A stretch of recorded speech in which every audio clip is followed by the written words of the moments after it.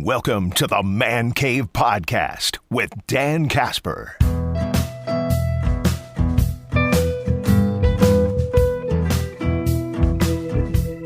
What's up, everybody? Welcome to this episode of the Man Cave Podcast, brought to you by Hy-Vee and Toyson Ford. Dan Casper here with you, as always, for every episode of the Man Cave Podcast. Big thanks for tuning in and checking out this episode. Coming up, we're going to catch up with our good buddy, Justus Cleveland, Sports Director, Sports Scene 13. Going to kind of do a little bit of a rundown of a bunch of different sports going on in our area. Bucks, Badgers, going to throw some Brewers chat in there, even throw a little golf in there with T-Dub, Tiger Woods, and such. But I want to lead off this episode of the podcast talking some Brewers, because over the weekend I read a piece from Ken Rosenthal, longtime baseball insider, now writes for The Athletic. It was about Sal Frelick and potentially a position change on the horizon for him with the Brewers. But I'm really intrigued with this piece by Ken Rosenthal from The Athletic, talking about the Brewers and a potential, I wouldn't say a full-on position switch, but something none of us really thought about. I mean, the one person we thought about that could maybe play some infield was, could Christian Yelich go over there and play first base? And Brewers shot that thing down a few months ago. Matt Arnold shot that thing down as soon as that started to kind of trickle out there. Nope. And I wouldn't say 100% close the door, but I mean, right now it's like, nope, nah, that's not going to be a thing. But this article, this story from Ken, long time baseball insider, I thought was pretty intriguing when it dropped on Saturday morning. But Sal Frelick getting some time, getting some work, I should say, in the infield. In fact, spent the offseason working with Dustin Pedroia, the former Boston Red Sox longtime second baseman. He spent some days instructing Frelick on the finer points of infield play. Frelick saying, I want to be a baseball player before I'm an outfielder or an infielder. I just want to be a true ball player. Pedroia saying he's a great kid, works his butt off. We covered infield play, angles, positioning, preparation. He did great. It's in his bag if the team needs him to fill an infield spot. Now, Frelick, if anybody's wondering, has he had any experience before in the infield? Playing-wise, like at any level. He played shortstop in high school. Summer leagues, he played second, short, and third before his freshman year at Boston College. And again in 2020. So his freshman year at Boston College was in 2018 and again in 2020. But he didn't play infield in college. And he has not played in the infield in pro ball since the Brewers drafted him in 2021. Now, there's a connection between Dustin Pedroia, Sal Frelick, and the Brewers. Now, Sal Frelick obviously going to the Boston College, being a Massachusetts native, very familiar with Dustin Pedroia, one of his favorite players. But also, Pat Murphy. Pat Murphy's got a connection with Dustin Pedroia. Used to coach him back in the day, too. So there's that as the connection. Pat Murphy was actually the one who arranged these workouts. He was Pedroia's coach at Arizona State. So, and he got permission. Pat Murphy apparently got permission from Matt Arnold, general manager, to go this route. Now, when you look at the comparison, Sal Frelick is a little bit of a smaller dude, about 5'9". So he's not like a Joey Weimer type out there, just towering in the outfield and such. But the first name that kind of comes to mind here, I think, or maybe comes to mind for a lot of people, could it work out this way, is Mookie Betts, right? Mookie Betts, Gold Glove winning outfielder. And then, Dodgers just get all these other dudes to come over and sign up, and now you got Mookie Betts playing second base, playing in the infield for the Dodgers. And, just kind of looking on social media, that's where a lot of people were like, ooh, could it be that kind of route? Now, to be fair, Mookie also played some second base in his early years for for the Red Sox and such. So, I mean, he had a little bit more experience playing in the infield before transitioning pretty much full-time to second base or in the infield here with the Dodgers. I shouldn't say full-time there because he still played over 100 games, in right field, played about 70 at second base, 16 and at shortstop. I mean, the guy, Mookie Betts, if you're putting any player comparing to Mookie Betts, that's really high praise, and that's not necessarily doing a favor to Sal Frelick right away to put those type of expectations on there. But nonetheless, that was a name that was kind of being thrown out there as a comparison's sake. But Mookie, again, a little bit more experience playing in the infield. So a little bit easier of a transition for him. So I don't think the Brewers, and it says in the article too that the Brewers do not expect Frelick to be Mookie Betts, who moved seamlessly between right field, shortstop, and second base for the Dodgers. But Pat Murphy seems confident that Sal Frelick could potentially do that, saying if anyone can make that transition, it could be him. And lo and behold, after this article released, whatever we want to say, Brewers posting a video from spring training. Who's getting work at third base? Sal Frelick. I'm intrigued with this move. I'm intrigued with it. I don't really have any expectations at this point in time. I'm not like, okay, you're going to put Frelick over there in the infield. I'm expecting Mookie Betts type play. Let's go. I really don't have those expectations right now. But I'm intrigued with it, and I like the fact that Pat Murphy, that the Brewers are looking at potentially different ways to put their best lineup out there. I mean, for the longest time, in all offseason, we were talking about, it's been a major talking point. Who's the odd man out in this young outfield when you factor in Christian Yelich still getting playing time in the outfield? You got Jackson Chiriot signed up long-term, whether he begins the season, whether he's on the opening day team starting lineup, or whether he begins in AAA, who knows? But we know we're going to see him sooner rather than later now. You got Jackson, he's the future. Garrett Mitchell, Joey Wiemer, and Sal Frelick. Then you throw in Yelich, it's like, okay, you can only play 3 outfielders and 8 slow-pitch softball, where you can have 4 outfielders out there, you can only have 3. And, okay, DH, but then you got Rhys Hoskins coming over, possibly Gary Sanchez now. We'll see if that finally becomes official at any point in time. But we know the Brewers like to rotate guys in and out from that DH spot, so it's like, okay, who's the odd man out? We just assume maybe somebody was going to get traded. But I appreciate the fact that the Brewers would be like, you know what? Is there a possibility here that one of these guys can make a potential position change? And I don't think it would necessarily be a full-on one.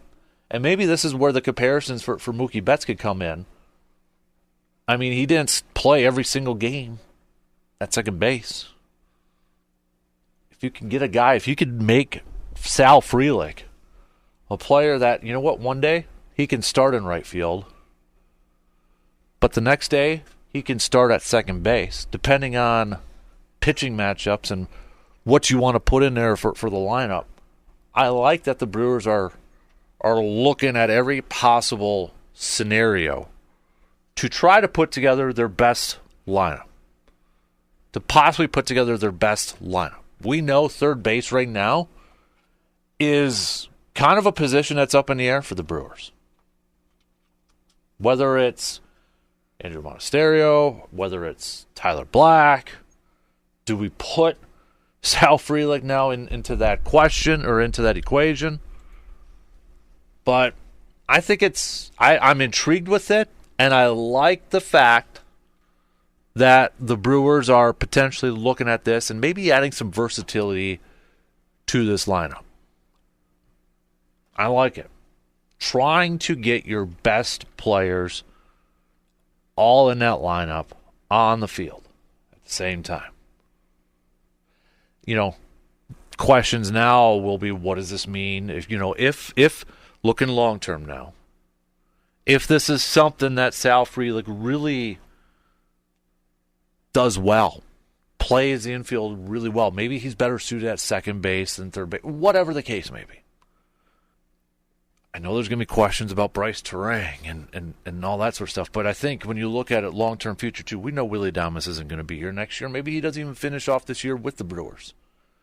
They're high on Joey Ortiz to be, I would assume their next future shortstop. They're already calling him Gold Glove worthy defenseman. So let's assume Joey Ortiz is going to be your future shortstop. Kind of thought maybe it was going to be Bryce Terang after Willie Adames, but maybe Bryce Terang settles down into that second base spot. You hope his offensive numbers get better, get a little bit better, get a little bit higher. Okay, Bryce, we know he's got great defense. I mean, call me a homer all you want, but I thought he should have gotten some recognition for some Gold Glove work over there at second base for some of the plays that he made.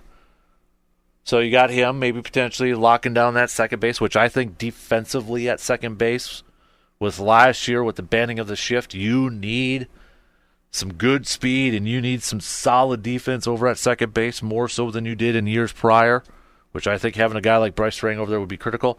But you still have a potential opening at third. Now, could that be Tyler Black? Maybe. We've had our guy Brandon Berg on talking about, hey, he might be a guy that transitions to first base. Maybe better suited over there. All right. Maybe there's a possibility that in 2025, the infield for the Brewers, the starting infield for the Brewers, looking long term, 2025, it could be Sal Frelick at third, Joey Ortiz at short, Bryce Terang at second, Tyler Black at first. That's an incredibly young infield, but a young infield with boatloads of potential. I don't see, and I could be completely wrong, I don't see Sal Frelick being a full-time infielder this year. Don't be surprised to see him getting some starts or getting some games in there, though. I could see him getting some starts, and then maybe, as the game moves on, Brewers are in a lead or it's a tight game, he gets subbed out or changed out for defensive purposes. Wouldn't be surprised with that. I like this. I like that they're thinking outside the box, and I hope it works out. If he can do it. I mean, Pat Murphy's saying he reminds him a lot of Dustin Pedroia. That's high praise, too. Pedroia was a really good second baseman for a long time with Boston. But we shall see. There's a storyline now to follow in spring training. I hope he gets some games. I hope he gets some action in the infield in these games. I would expect him to, with this kind of being out there now. How many, though, that kind of remains to be seen at this point. All right, let's take a quick break, and we're going to talk to our guy, Justus Cleveland, sports director extraordinaire from WEAU 13 News. He's coming up after these quick words. We are always looking to save a little money in our pockets, but we still need our essentials like our grocery items. So how do you save money while also getting what you need for your family? Hy-Vee Perks. If you shop at Hy-Vee, you're already getting a great deal on quality items throughout the store. But now you can save more money with Hy-Vee Perks on different items each week. Saving some money is easy if you shop at Hy-Vee in Eau Claire. So take advantage of these awesome deals and sales and stop on over at Hy-Vee in Eau Claire today. Are you thinking of taking a spring break trip this year? Or maybe you're already eyeing up that summer vacation, but you're not quite sure if you have the proper transportation for those road trips. Hey, that's where Toys & Ford can help you. Toys & Ford has a wide selection of new and used vehicles for you to check out. And at Toys & Ford, they treat you like an honored guest. They will work with you on financing no matter what your budget may be. So if you're looking for that new vehicle this year, head to Toys & Ford, located at 1000 Chippewa Crossing Boulevard in Chippewa Falls. Welcome back, and we've got Justus Cleveland here with us, and I want to lead off talking some Milwaukee Bucks, we had the All-Star game last night's festivities over the weekend, and Damian Lillard, MVP last night, 39. I didn't realize first time he started an All-Star game. I didn't think of that either, but it probably makes sense being over there in the West. It was probably tough to break that lineup. Steph Curry, always kind of over there as a guard, but even Steph wasn't a starter last night. So, yeah. But yeah, it's like, okay, I guess when you think about it, all the Western Conference players over the years. Yeah. But first time, when you're in a category with MJ for anything, you're probably pretty good. First time since 1988, somebody has won an event on Saturday night and then game MVP because Dame won the three-point contest. Jordan won the dunk contest in 88, game MVP. The next day. That feels like that. How did Larry not win it after winning the three-point contest? Yeah. Was that the famous three-point contest that year? 88? Was it 88? I thought it was like 86 or 87. Was it? Okay. Don't quote me. That's a long time ago. Didn't even take off his warm-ups. Yeah. No, he didn't. Oh, yeah. I feel like it's time for me to go to YouTube, look up the Ultimate Larry Bird mixtape, watch it. It's like 10 minutes of just Larry. I hype this every year because it's just so fun to watch. And just I think it gives you more of an appreciation for what Larry Bird was. It was so he was featured because it was in Indiana, and we know Indiana State, so he was part of they did the intros. I only know this because I watched the first part with Hudson because he's all about I want to watch Giannis and all that stuff. So and I've grown. I know there's a lot of media people criticizing the game. I mean, they did score over 200 points, and it was no defensive effort, which no shocking to anybody, right? But I've grown to okay, it's like the Pro Bowl stuff. It's for younger fans. Yeah.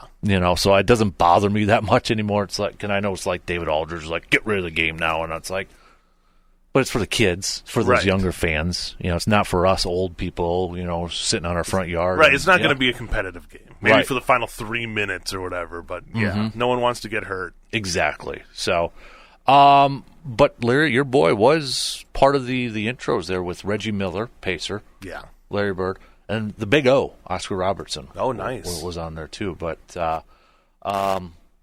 Dame made it his night. Tyrese Halliburton, though, was on fire right away. It was the first few minutes, he was already up to 15 points. Right, and he was one of those guys that was just chucking it up. But shout out Oshkosh made it over there. I mean, and to do that in Indiana, too, it's going to be huge. So kind of figured on he's on track to be the game MVP, but nonetheless, Dame did his thing. Kind of nice for the Bucks players too that they only had to travel a few hours south. Mm-hmm. Then just get back on a quick plane ride back to Milwaukee, then get to rest up until Friday. Mm-hmm. Timberwolves, Bucks, 9 p.m. WEAU. There you go. And 105.1. And I was going to say, come on, I am 105.1 Turn FM it on the TV, AM. listen to it on the radio. Yep, exactly. We got you covered, Chippewa Valley. Yes, either exactly. way. But you look at the second half, Bucks have the third toughest schedule. And I did the math. There's only 5 games. And I say games because a couple teams are duplicates. 5 games right now where they play that's not a playoff team. That's tough. Yeah, that really is. And you look at this March portion coming up here. Clippers, Golden State, who's playing better. Lakers, Clippers, Sacramento, Philadelphia, Phoenix, Boston. Yikes. Yeah, that's going to be a good test and see where they can end up in the conference standings after all this. If they got to play obviously better basketball than they played in the last this month. Yep. You hope the rest helps, but I mean, how much rest did Damon get? You still get 5 more days, basically 5 days off after the All-Star game, 4 days until you hit. You go to Minnesota, and it's a short travel game too for them. So at least that works out. Then you got Philly on Sunday. Yeah, I mean, are the excuses over with now, do you think? Okay, got Doc in here for a few games. You're kind of, trying to figure out the mixture of incorporating his style and all that. We've seen better defensive numbers. Offense is kind of, taken down. But at this point in time now, with the second half here, is it, with this team being as talented as they are, should the excuses now be over with? It's go time. You've got to start playing. It has to be. Yeah. It has to be. I mean, I think you give, it's been basically a month now for Doc. You have a little bit of leeway there. Obviously, you're coming in mid-season to a team that you weren't coaching to start the season. Defense, you said, it did step up for a couple games there. Kind of struggled the last couple the Miami and Memphis game. The Memphis one, dude. Oh. Yeah. It's just like the turnstile some days. Some days it's just, and then as Doc said after the games, like some guys were already in Cabo or whatever in their minds. So, yeah, you hope that the break helps. I think it's a team that, I love the makeup of the team.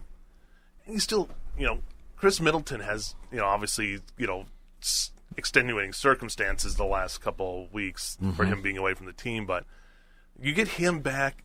We haven't seen him 100% in 2 years. Yeah. And I don't know if we'll ever will at this point. But if you can get him back in there, that's a guy you just kind of forget about at this point. But that's almost like you look at that as like a mid-season acquisition.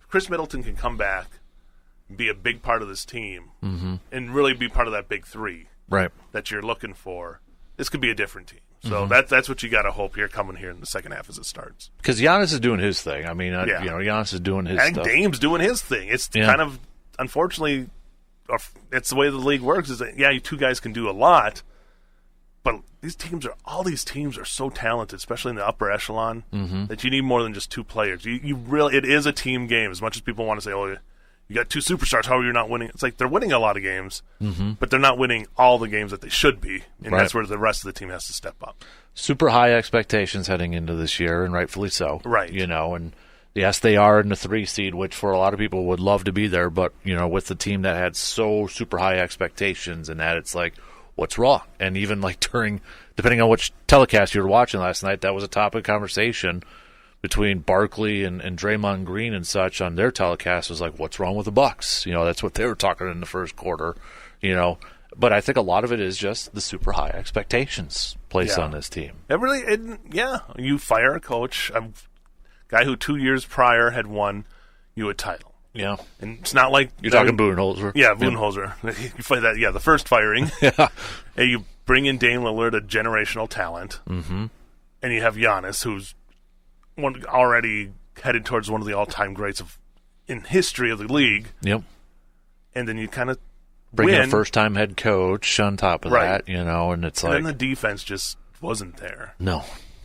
So especially when you bring in a coach who's supposed to be known for his defense, Adrian Griffin. So what's the miscalculations? You look at it. I think bringing Dame in, I'm all for that. No offense to Drew Holiday, who I think is a good player, but Dame's a better player overall. Like, you're going to get more from him at this point than you're going to Drew. Maybe not defensively, but offensively. So I can't fault him for that move. I just think it was Adrian Griffin wasn't ready for prime time, and it was in a spot that he wasn't ready for, and we saw that just be a detriment to their defense.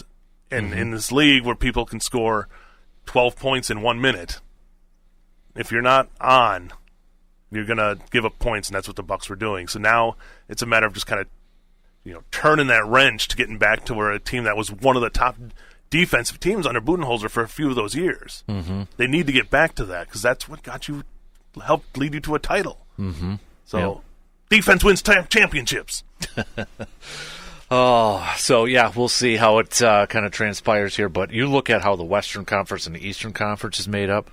The top few teams in the Western Conference are separated by like a game and a half. Yeah. And then the Eastern Conference, it's Boston, then a gap, Cleveland, and then you got Milwaukee, who's still a couple games back from them there too. So it's just like it's Boston's conference at this point in time. Yeah. I would say the Bucks are still the second best team in the conference.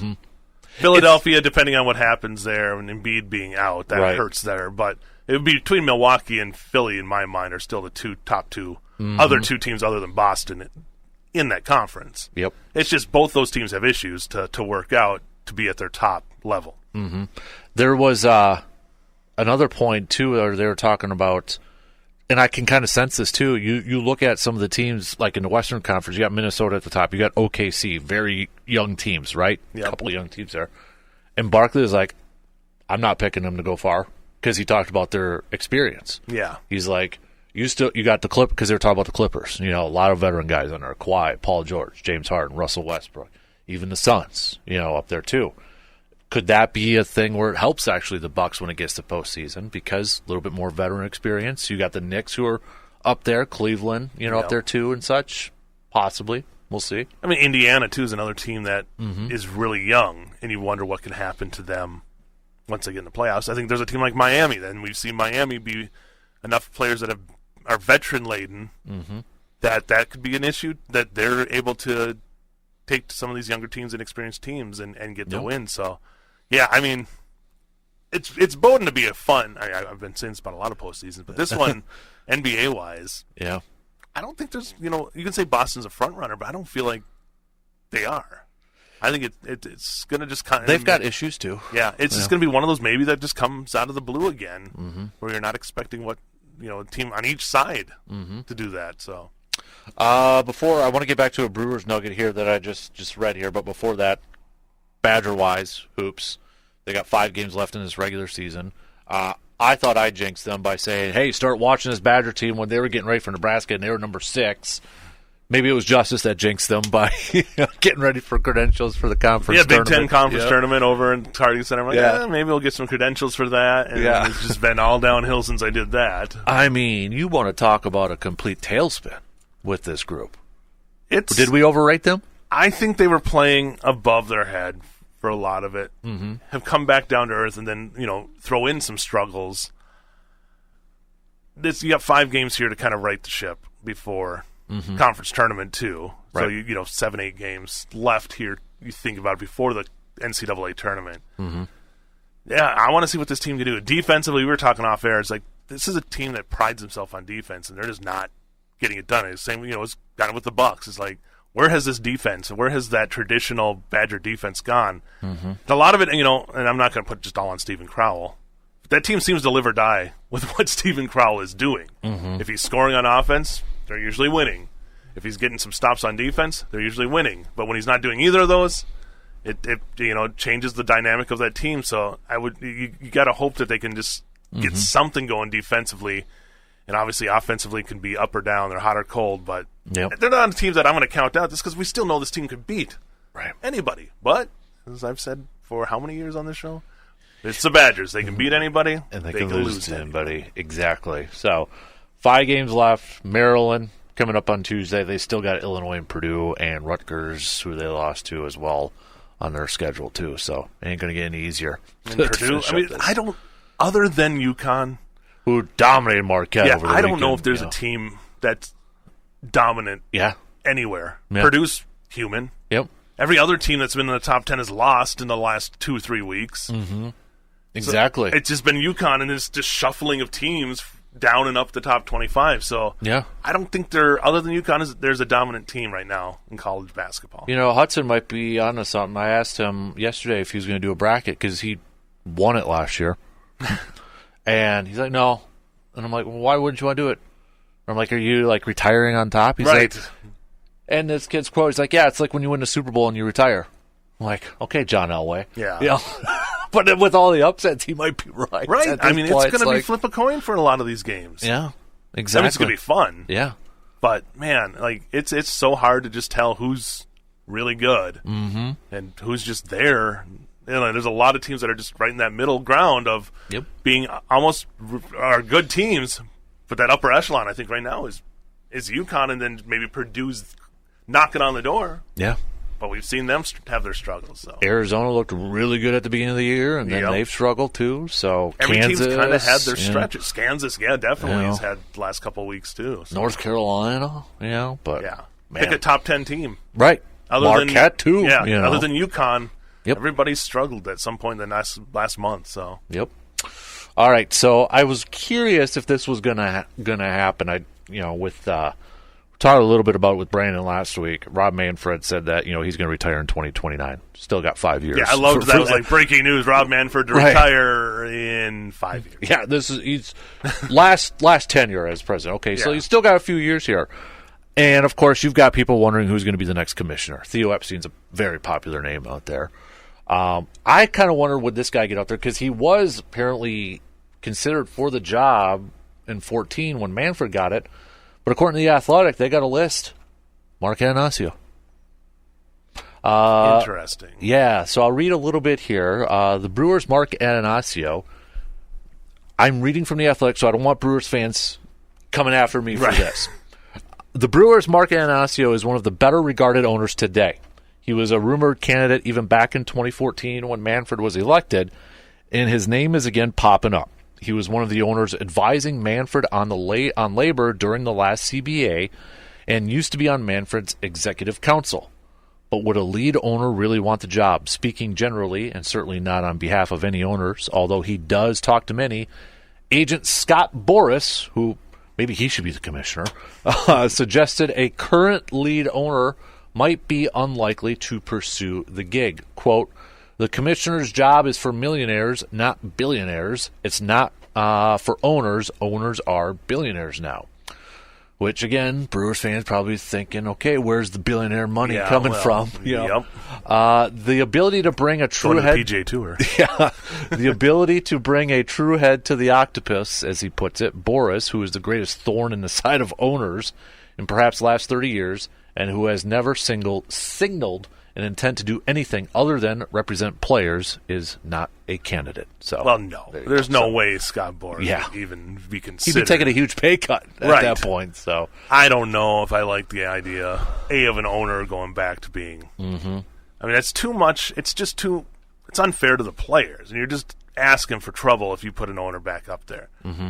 And Bud Selig, yes, he did 20 years, but that was because they had... They were in a tough position and had to put somebody in there, and Selig took over, and then they just left him there the whole time. Right. I just don't know if I like... I mean, the owners would. Owners want one of their own... Right, because the commissioner works for the owners. Right. So, and they're the ones that commissioner gets up there and takes all the heat, kind of the face and all that, but be another Brewers owner. Yeah, how crazy would that be? A small market owner, too, I mean, if you're going to have one, I think small market's the way to go, because at least they understand the financial struggles. I use air quotes with that for a billionaire. Mm-hmm. Right. Again. Yeah. It's financial struggles, but to a point of where they just don't want to use their own money. And for Brewers fans to be saying, hey, this is a way to get Mark Anasio out of ownership, he could transfer it to his family, though, I believe. Right, no, yeah, well, exactly. And he's already signaled that's what he would like to do when he's done, stays within the family sort of thing. So... that doesn't mean he's going to be out and you get a brand new owner like the Bucks and spending money and making it rain. Right, and I don't want to discount what Antanasio has done for the franchise. Mm-hmm. I mean, they've sustained one of their largest, most successful streaks ever in franchise history. It just makes you, there's always that, and he's a billionaire. Where's the money when you need it? And you're trading, Josh Hader's in the middle of the season when you're competitive. So that always can bring up questions. And you mentioned the PGA Tour. He's also part of the group that, invested into the PGA Tour. He was one of the first names that's mentioned as part of this. Like, well, he's spending money there. That's, you point to those different ones. You can't put money up for the stadium. That has to go to the taxpayers and the state. Mm-hmm. That's why billionaires are billionaires, apparently, is because they don't spend their own money. Right. They find ways to have somebody else spend money for them. So, when you got that much money, that's how it works. I haven't figured it out yet. Yeah. You're not the only one, dude. So, but I was kind of wondering, and then, so his name's being floated. I think it's Theo at this point in time, but we got 5 years to discuss that. Right. So, I mean, it's such a long ways away. I know. It was just weird that, I guess it's, what is it, 5 year, 10 years is how it works? It must be somewhere around there. Yeah, 5, 6 year, 10 years or something, but... yeah, it's just like, I don't know. What was the point of mentioning it? Like, that was going to be my last one. Like, hey, guys, I'm leaving. Not for a while, but... But this is a guy that, I mean, you look at it, he said some weird things at some random times. He's been very polarizing. Not even polarizing. At times, just the public sentiment against him has been loaded against him. I feel like you could do almost a Dave Letterman top 10 most weird things he has said. Yeah. Going back to kind of like, I mean, he called the World Series trophy a hunk of metal. Right. It's like, dude, you kind of lower, and then in that same conference where he's like, yeah, I'm going to retire in 5 years, talking about the new jerseys that people are freaking out about, he's like, well, this has been the most tested jersey in all of sports. It's like, huh? The T-shirts? Yeah. They're not even jerseys at this point. Yeah, anymore. I'm like, what do you mean it's been the most tested? Like, what do you go through with? I feel like that's George Costanza switching the Yankees jerseys to cotton at that point. The most tested... i.e. Nike and Fanatics are giving us a lot of money. Mm-hmm. It's easier for them to manufacture this jersey, so it's cheaper for them. Yeah. Profit margins are more up there for them. Yep. Money. That's what talks. Yeah. That's what it is. I feel like sometimes that guy needs another person next to him. Like, can I say this part? No? Okay, I won't make that comment. Right. It's just like some of these comments, like, Dude, did you just hear what you said? The inner monologue just isn't there for the tact to know when to say stuff. And I'm sure like the hunk of metal thing was was off the cuff. Right. But when you're the in that optics position, wasn't. Yeah. When you're in that position, you can't. You got to watch every word you say. So because wasn't that during the whole cheating scandal too? Yeah. Where with the criticism, and then you go out there and say, "Well, it's just a hunk of metal." Like you're trying to downplay the World Series. Right. And this is the biggest thing. Yeah, this is what everybody's playing for. So if you're discounting it, then fans are like, why do we care? Yeah. It's some of the stuff that kind of comes out of his mouth. It's like, dude, I know you were a lawyer, but you might need a little PR training at this point. And I love baseball. It probably has been my favorite sport. Golf and baseball right up there forever. But sometimes, and the game still needs help. The game still... It's not as fun to watch as a casual fans because you still don't have hitting, and it's still hard for guys to hit this pitching. Yeah, until you can get more action, even if the games are quicker, you still need more action. And I know they're trying to do that. But that's still going to be the problem for baseball. Home runs are great, but you still need a little more action in between the home runs. All right, before I let you go now, got to bring up at least a golf thing. Tiger. I don't know if it was the burger that he ate. We'll leave the brand name out of it right now, but I know if you go on social media, people are having fun with it. Withdraws due to not feeling well, illness and that. But again, you've got questions. Can the guy play 4 rounds of golf at this point? I know he said earlier that his goal is to play a tournament a month this year. He feels like he can do that. You got the Masters coming up here too, but that to me, I feel now more than I think at any other point, Tiger's done. Like I'm one of those fans that was just holding on, but now I'm just like, nope, it ain't happening. The only positives were like Gary Woodland saying, like who was playing with him, that a lot of the stuff he looked good, especially on Thursday. Right. Other than his one shank on 18. Yeah. That he still managed to, I think, par. Or yeah. But then he said it was back spasms. Like, oh, God, back problems again. Exactly. He said his back's locking out. So I think at some point, we got to accept that Tiger's never going to be... There's always that hope that he can be back to this guy who's winning tournaments all the time. Yep. Will I say he'll win? Is there still a chance he wins another major? There's still a chance. I mean, he goes to Augusta. That's muscle memory at Augusta. Yep. And we saw that's how he was in 2019. Got the win there. So I think he could still win there. I just don't know if it's going to happen anywhere else. It still could. He could catch fire, but as anybody, I'm getting closer to my mid-40s. You wake up one day, you feel like you're 21, 22 years old. You wake up the next day, and you're like, I'm sore everywhere, and I don't know why. And this is a guy who's got, like, metal in his body. Right, exactly. All over. I mean, that guy's been through so much his body-wise compared to, me or anybody else. Like, yeah. So he's a lot of muscle. There's a lot of strength in that man. It's just, can it all come together again? I don't know. I hope, because we got one more. He'll play in one more tournament before the Masters. Is it the Players? I think. Yeah, yeah. Yep. So he'll have one more chance to see what he can do. But I don't know if one tournament's enough. And he's even talked. That's the grind: is getting out there and trying to practice as much as you need to be an upper echelon tour player. Because all those guys are good. You saw it this weekend. At one point, there was 5 guys tied for the lead at 14 under. Yeah. And Matsuyama just took off 62. like a rock. Yeah, nearly takes the course record there. Yep. I mean, the major championship record's out of the question, I think, at this point. Yeah. Can he win just one more tournament to break the tie with Sam Snead? I think he's got his one goal more. now. I think he's got somehow maybe one more. But again, he's up 47? 48. 40. I mean, that's in the terms of golf. I know with Phil winning a couple years ago at 50, 51. Yep. But still, these guys are in better shape than they've ever been. And when Jack won at 47, that was just like whoa. So I don't think it's out of the realm of possibility somebody winning in their 50s again. But with what his body's been through, I think the Masters would be his best bet. Do you? And I hate to say this, but if it is a goal of his to just win one more tournament, so he's at top, does he just go to a lower tier tournament and try to win it? I don't think that's his mindset. No, though. I think he wants to be playing the best tournaments, playing his best golf. Yep, I agree. Like I don't think No offense, but like if the Greater Milwaukee was still around, right? I could go back to that one to try to win it and be like, okay, TPC I'm at the top. Twin Cities, like that's that's right after the British Open. I know it's the Open. The Open, yeah. But also, I want to feel play the Open again. For me, that's one of those because when we saw Tom Watson almost win it at 59, that's a lot more. It's not so much bombing the ball. Some of the courses are, but a lot of it's just playing the right clubs and just being consistent. And can Tiger do that? Do you think he's doing that? That's the tough thing. I don't know if he's got the wedge game like he used to. It was one of the best wedge players of all time. Right. And the mindset to play maybe a little bit of a shorter game. Yep. Yeah, dude, you can't bomb it down there all that far anymore. Does he have to, and has he changed the mindset? I got to play my game differently a little bit. Kind of like, I'll say Kobe to kind of wrap it up. Kobe at the back end of his career changed how he played basketball a little bit.